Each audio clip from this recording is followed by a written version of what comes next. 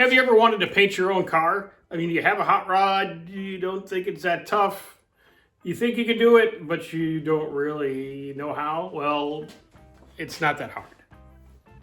It's a lot of work. And depending on the results you want, if you want it to be, super duper perfect, well, then you're going to spend a lot of time and a lot of money. If you just want it one color, or your car is so damn ugly you can't stand it anymore and you want to change it, well, this is like a beginner's guide on how to accomplish all that without going way over budget and killing yourself and spending 6 billion hours sanding. Okay, what you can see here on the Falcon,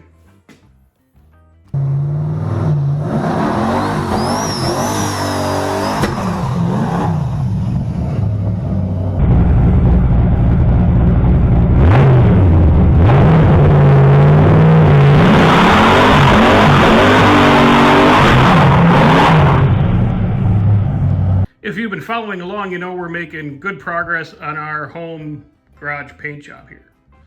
All right, we managed to kind of cut and buff most of the hood scoop. It's pretty good. And front fenders and stuff like that. What we're gonna show you the process on today is on the roof. Now the roof, you can see, if it picks up, this has got multiple coats of clear on it. And you can see on like some other areas, the clear is not perfectly smooth. It's got a whole bunch of orange peel. In fact, it was probably into the grapefruit peel area.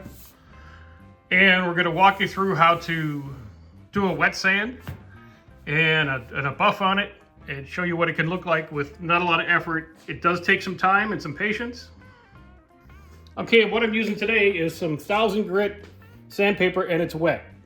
This is wet sanding wet paper. Don't use it dry because it'll just drag crumbs and make scratches and be horrible. Okay, the way I like to do it, I like to start in a small area using a lot of water and just slowly work back and forth. And what we're doing here is we're taking down some of the high spots, trying to make the clear as level as possible. And you want to work a couple different directions. And we'll give this a few minutes of me off camera and we'll bring you right back. Okay, and what you're going for here is you go from kind of that traditional orange peel, and as you're wet sanding and wiping down and wet sanding and wiping down, wet sanding, wiping down again. Patience is a key here, not hard work. And you're left, and I don't know how well this is going to show up, but this is more of like, I don't know, maybe an eggshell. But it's smooth to the touch. It's very smooth actually. And then what you're seeing is just the tops of the little high spots in the clear that are flat, and the paint and the clear underneath is still shiny. And what you do at this point, now I was using 1000 grit. You can go 2000, 3000. You could go as bananas with this as you really want to. This is just a run around, have fun with, burn tires, hot rod. It's gonna look fine. Then we go get our buffer. And the buffer that we're using, it's just a wool pad. You want to use a wool pad. At least that's what I use. If you're a professional guy and use something else, well, you should have been here to help. A wool pad, some compound. I've used this a bunch on the hood already, so it's kind of seasoned in. But when you start with a brand new wool pad, you're going to have to give it a little bit of time to season in before it really starts doing its job real good. You put a little bit of compound on the pad, and we go to the car. Now again, you don't turn this thing up to infinity speed and go.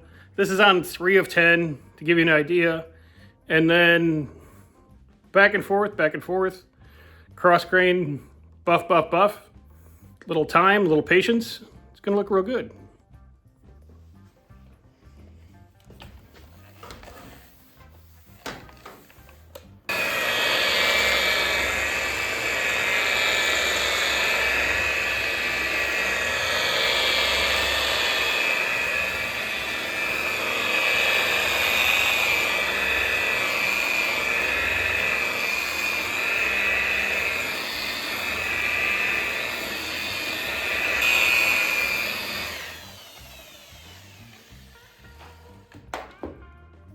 Okay, and that was just after, you know, what, a minute?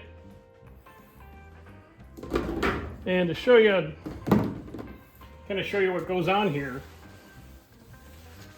even after that little bit of time,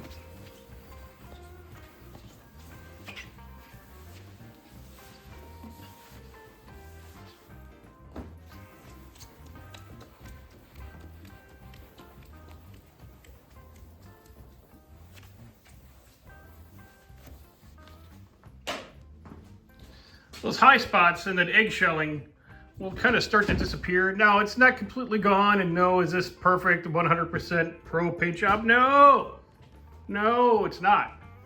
But that's not what we're going for. This is a budget paint job. All right, and we just started. So we're gonna repeat this process 2 or 3 times. Then we're gonna hit it with a glaze, and we'll show you what the final product looks like. Okay, so after a little while, and this is probably hard to tell in the garage, but it doesn't look really all that bad. It looks pretty nice. It's nice and smooth. It's reflective. Is it perfectly flat and perfect like a cement paint job? No, no, don't be ridiculous.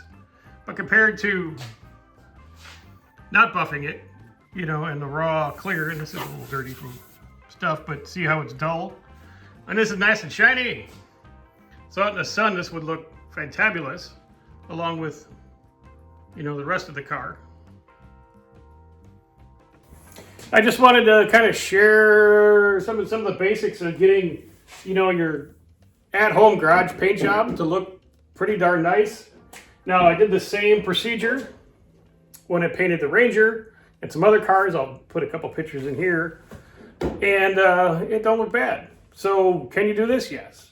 Is it going to look good? Oh yeah, it's going to look real good. Considering this is in the garage under a fluorescent light, which is like the worst reflectivity you can get for paint. Out in the sun, it's going to look fantastic. Didn't cost you an arm and a leg. You didn't have to pay thousands and thousands and thousands of dollars to somebody for your car to be all one color. And painting is another thing I'm going to get into.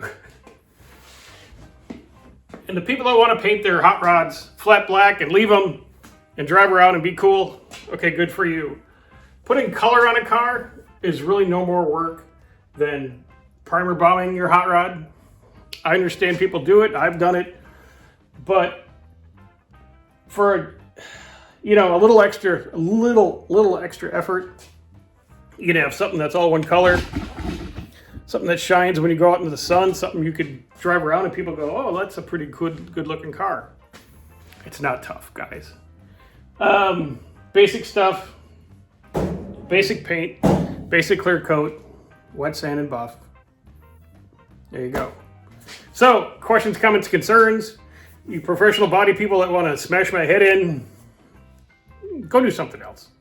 But for the rest of you, what you like, what you didn't like, and thanks. We'll talk to you guys later.